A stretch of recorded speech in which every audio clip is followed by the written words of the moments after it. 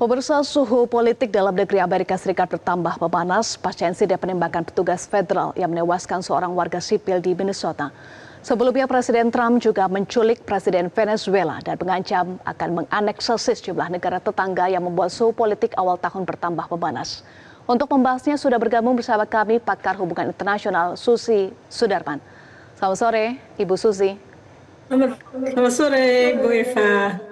Ya, Ibu Susi, sikap Trump membela agen imigrasi AS yang tembak mati wanita memicu kemarahan publik, aksi unjuk rasa di mana-mana.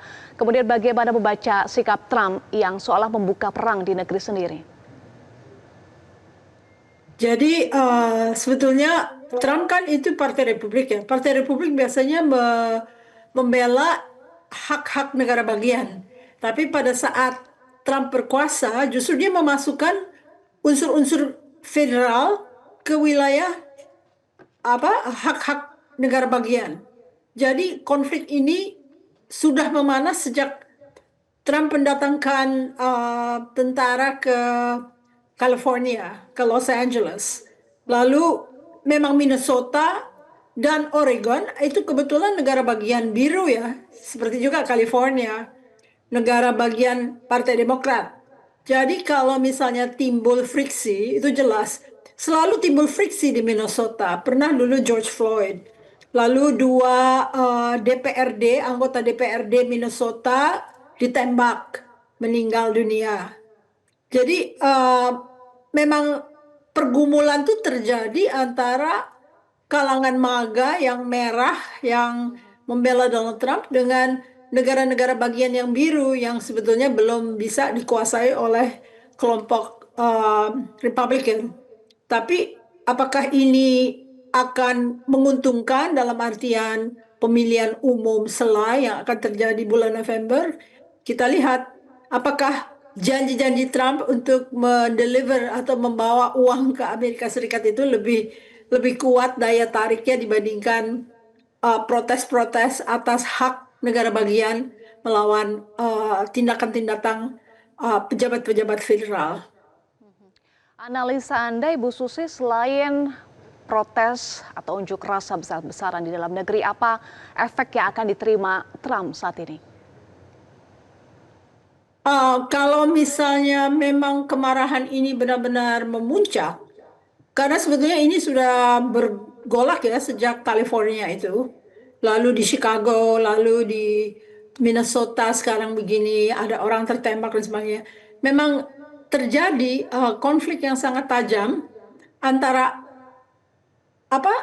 masuknya kekuatan-kekuatan federal ke negara-negara bagian yang sebetulnya itu adalah hak negara bagian sampai pengadilan Amerika Serikat dan Mahkamah Agungnya menarik hak dari Donald Trump untuk menghasilkan perintah-perintah eksekutif yang melanda pengadilan-pengadilan negara bagian.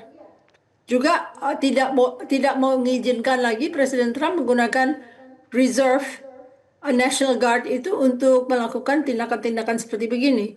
Sehingga yang berperan adalah ICE, dan ICE itu karena mereka tegang sekali ya, dan tidak tampak mukanya karena ditutup-tutupi dan orang tidak harus tahu siapa ICE tersebut, menimbulkan rasa was-was juga ya kepada penduduk. Jadi penduduk negara-negara bagian itu kebanyakan jadi memihak kepada imigran.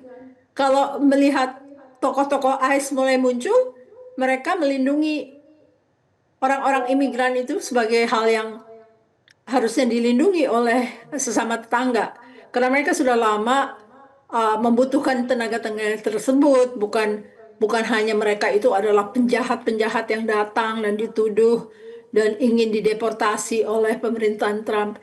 Jadi ini sangat sensitif karena sudah beberapa kali, terutama di Minnesota, sejak George Floyd, sejak meninggalnya anggota DPRD yang ditembak di rumahnya, dan sekarang ini terjadi yang lebih dahsyat yaitu orang yang sebenarnya warga negara Amerika tapi ditembak. Ya. Apakah sikap Trump dan eskalasi kekerasan di Amerika ini bisa dibaca sebagai strategi Trump untuk mengalihkan perhatian publik dari isu kebijakan luar negeri Trump, Ibu Susi, misalnya penculikan Maduro dan rencana pencaplokan Greenland?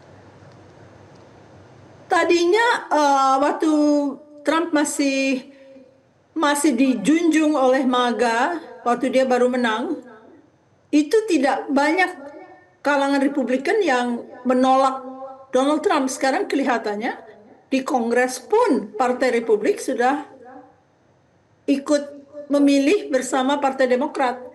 Jadi ada ketidakpuasan karena sebetulnya yang dijanjikan oleh Donald Trump pada waktu dia terpilih sebagai presiden adalah affordability atau keterjangkauan harga-harga untuk publik Amerika. Tetapi dia justru memihak kepada kebijakan luar negeri, terlibat dalam peleraian konflik di Pakistan, di Thailand, di Myanmar, lalu mulai lagi dengan kebijakan luar negeri yang menculik Maduro.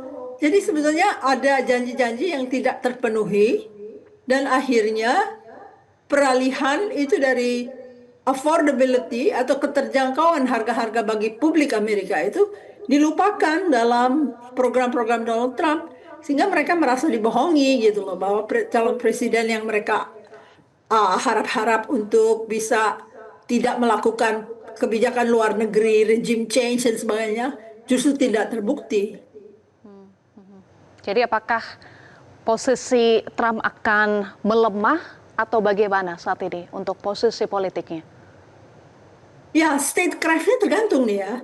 Karena negara kapitalis kan suka uang ya. Kalau Donald Trump mempertontonkan bahwa dia mendatangkan uang dari Gaza Riviera, dari sumber minyak yang baru yang datang dan supply-nya tidak terbatas, apakah publik Amerika tertarik pada itu atau tertarik tetap pada program-program yang memanusiakan rakyat Amerika sehingga kembali rasa keadilan itu bisa diwujudkan melalui kebijakan-kebijakan Partai Demokrat, terutama mengenai subsidi untuk Obamacare. Itu menjadi masalah yang menyetop RAPBN mereka diloloskan sampai cukup lama. Nah, sekarang ini mereka mulai lagi untuk mencoba agar subsidi itu diwujudkan. Dan ternyata 17 orang Partai Republik ikut voting bersama Partai Demokrat. Jadi ada kelihatan mulai disloyalitas atau tidak lagi mendukung Donald Trump secara penuh karena takut.